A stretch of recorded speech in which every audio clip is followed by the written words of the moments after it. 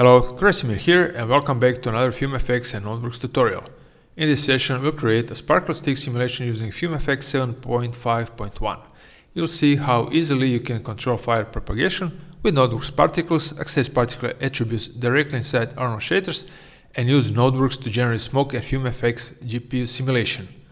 This scene already contains animated stick geometry, and I'll start by creating the NodeWorks. First, I'll create particles on the stick surface by using the SurfaceJ node. And I'll use simple shape node to add sphere geometry to particles that will represent the stick surface. Type will be set to geosphere, lower resolution, and we'll leave them as instances. I rename particle group to base, as they will just need to stick to the surface and will not be burning.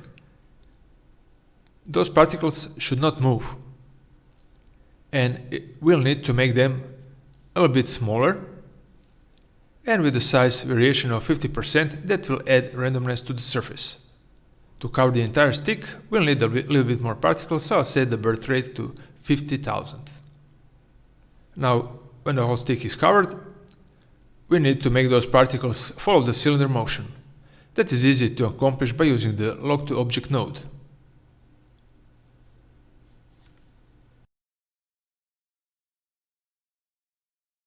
Now that we have our base particle set, I'll create a new tab where we'll control ignition and fire propagation.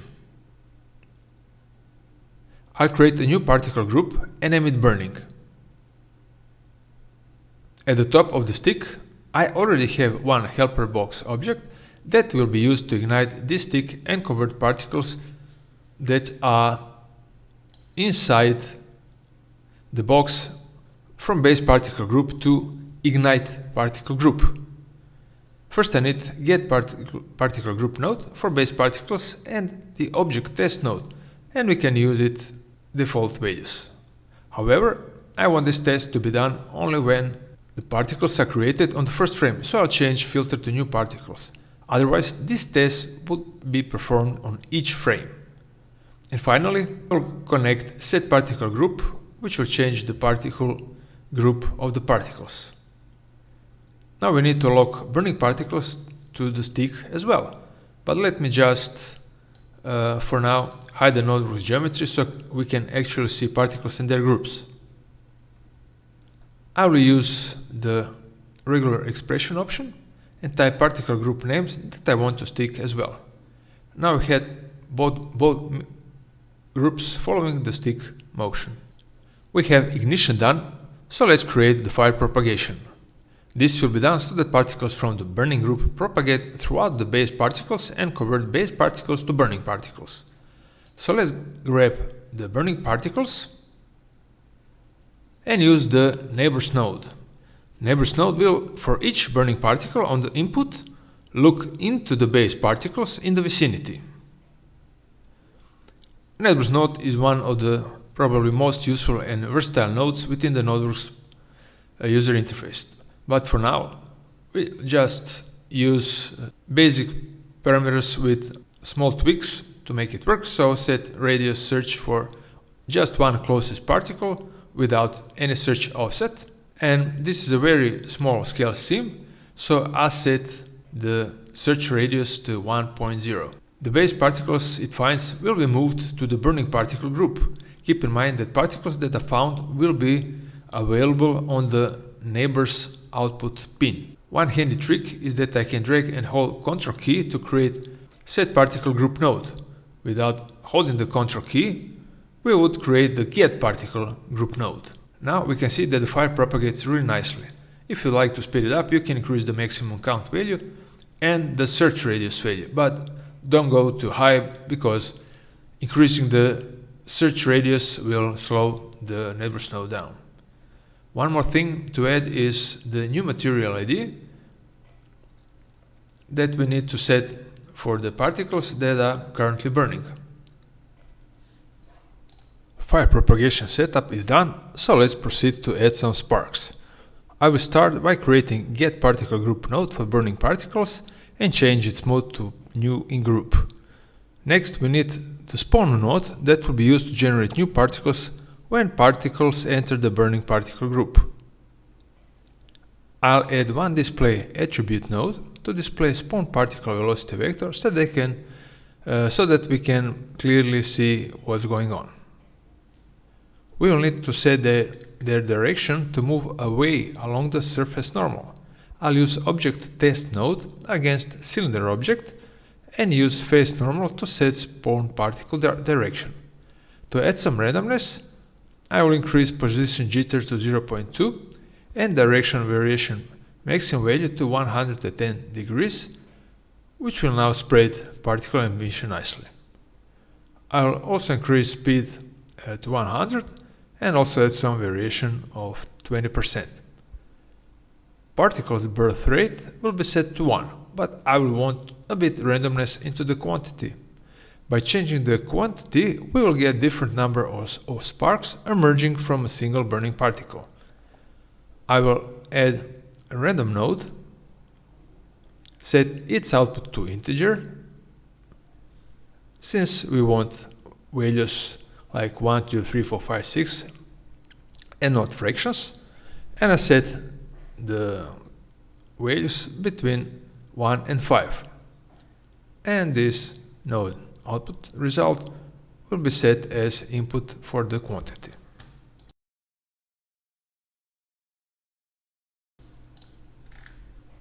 We can see that particle life is pretty much uniform, so let's add some randomness here as well.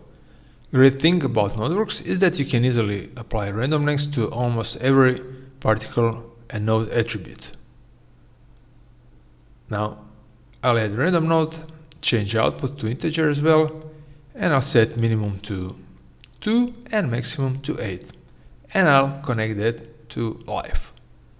Now this looks much better, but I'd like to have a lot fewer particles that are alive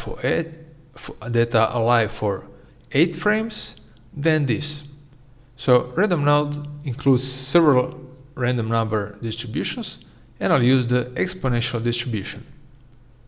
If you want even more biased distribution, you can increase the decay value. Now playing with decay value, you can get more particles with very small life and only a few particles with life of 8 frames. Now we can have very nice primary sparks, and now we'll add some secondaries as well. I'll use another spawn node that will create new particles when spark particles is about to extinguish.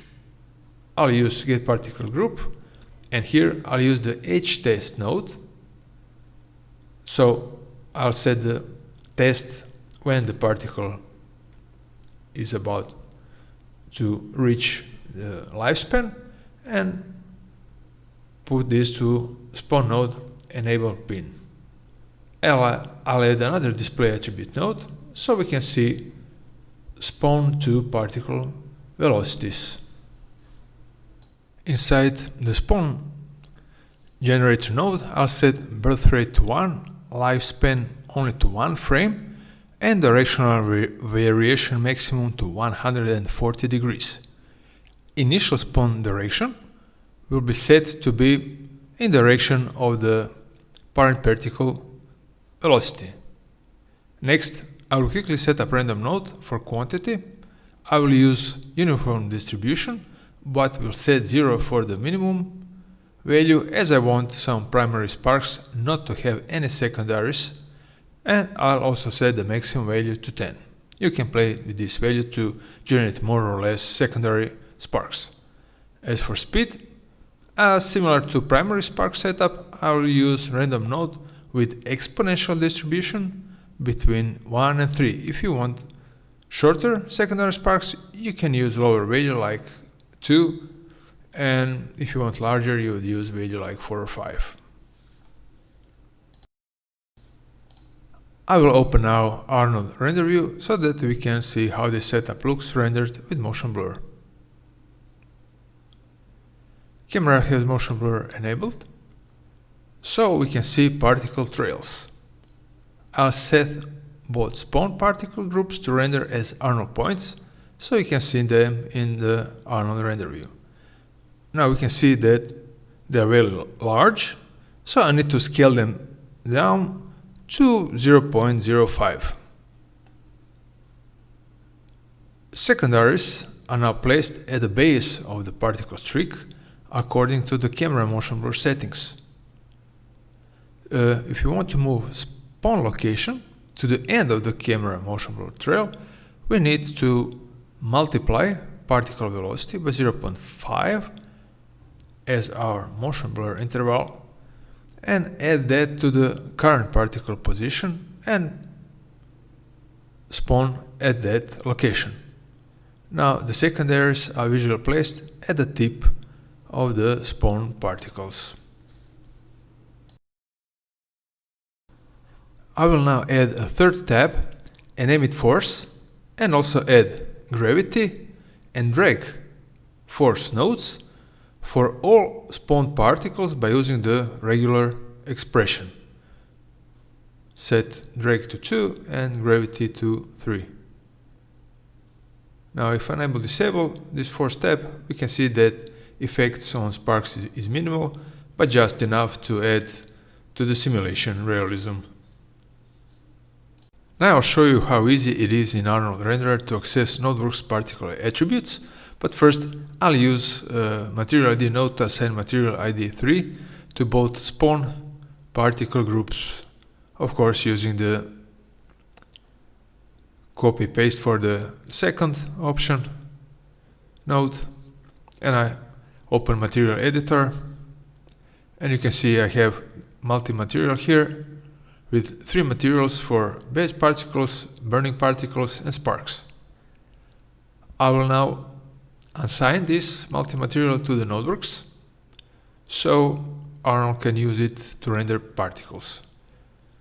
The burning material has emission set to 100 and the color is fixed. Now let's set up the shader for the burning particles first.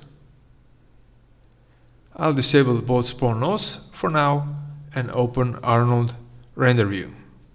We can see that material ID is in this case applied only to particles that were found by the neighbors node, but not the initial burning particles. This is an easy fix, and all we need to do is to reconnect material ID to the get particle group node with the new in-group filter. Now all particles that enter the burning particle group will have the material ID of 2 applied. Burning particles should change color and emission as they cool down instead of having a fixed color.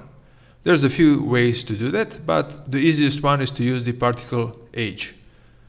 For that, I will reset the particle age for newly burning particles, and also I'll change the particle lifespan to 200, which matches our simulation range, so no particle is deleted during the simulation. To access particle age from the shader, first I need to enable export particle age within the NodeWorks. I will also enable normalize, which will keep the age within the 0 and 1 range inside the shader. For emission color, I will add ramp RGB shader, change mode to custom, and for input use user data float and type in the fxp_h. This will tell the shader to use particle age attribute from the particle that it's currently shading. I will set mode to linear, as Catmull ROM can overshoot color sometimes. Now I will play a bit with color gradient, where I want very bright color when the particle is ignited, and then to gradually follow to red color as this stick cools down. On the x-axis of this gradient ramp, we have the particle age, which is now normalized between 0 and 1, but remember that at 1 the particle age is actually 200, so this ramp is stretched a lot, so we need to make all the color changes very close to the left side of the ramp when particles are created very close to creation time.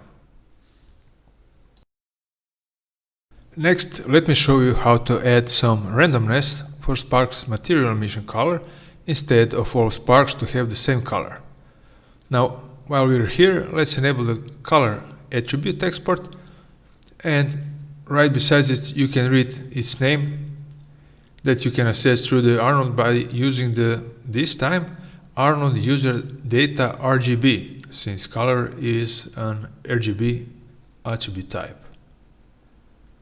I will now enable Sparks nodes and move time slider to frame 5 so we can make adjustments and updates faster. Currently Sparks doesn't have any color assigned, so I'll use a random node with output set to float 3 and enable show as colors. I'll add some orange color types and a bit some variation in the hue and saturation and the value, of course. I'll copy this setup, this node, and connect to the spawn 2.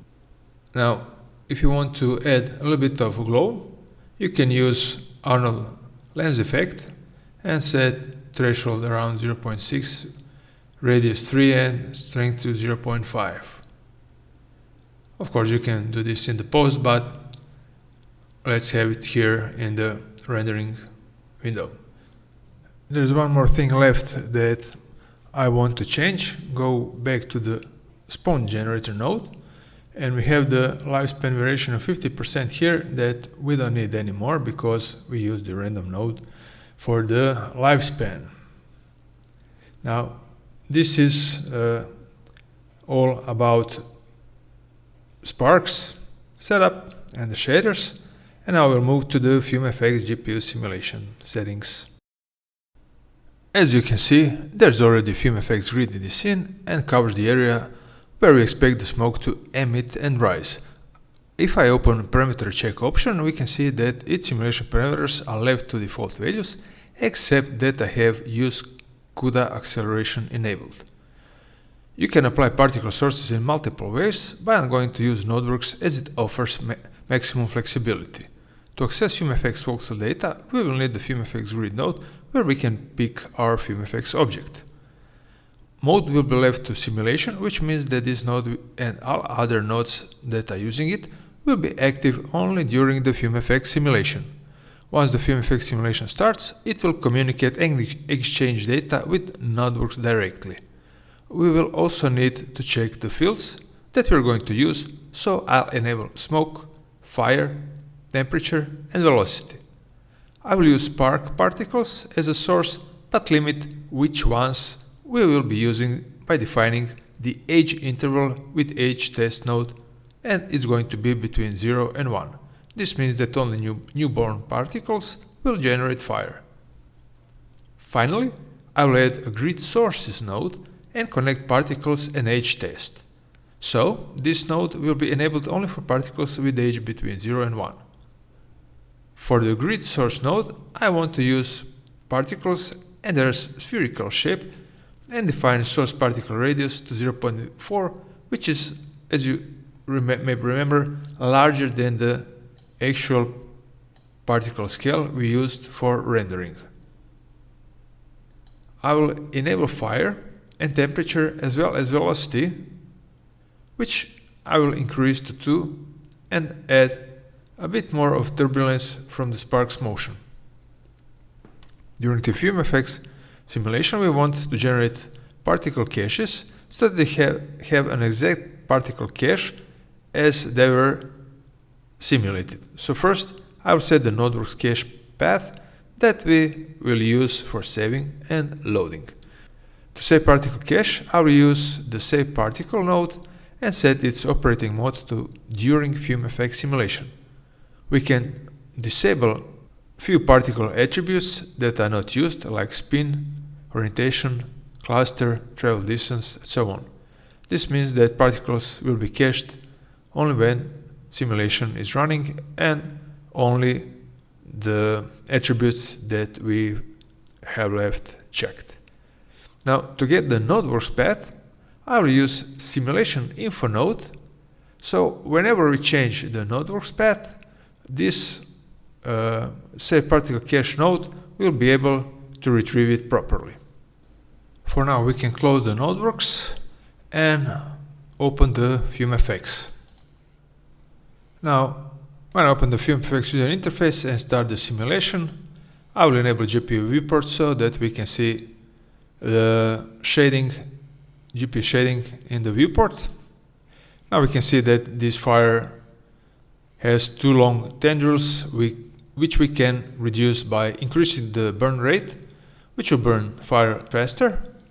And we can add some smoke by enabling the fire create smoke and make it a little bit more thicker, so we can see inside the viewport. Later we can change that with a shader and increase expansion a little bit to add some volume to that fire that's burning near the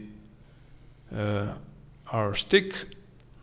Now to add some turbulence, we can use the size of 0.5 and maybe decrease the scale to 3, so we have finer turbulence detail.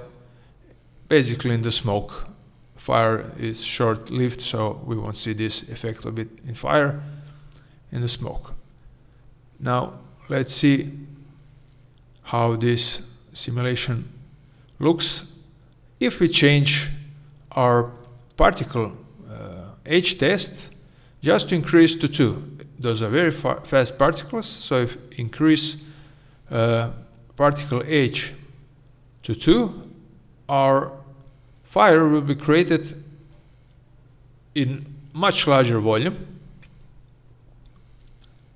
and this is not what we need, so that's the reason why we have such a short lifespan for the particles. But of course you can play with it for some other scene. Now I'll return this back to 1.0 and the current settings, so we can see how this simulation looks. You can see a small turbulence in the smoke. You can increase the strength, but I usually don't like to go too much because then it creates some unnatural motion in the smoke, unless of course you use some wind. That's a different story then. Now let's see those first 100 frames. Well, that's pretty decent fire and smoke. And for the final, I'm going to turn down the grid spacing to increase the resolution and simulate everything, and I'll be back with the shader settings for this smoke. Now the simulation is done.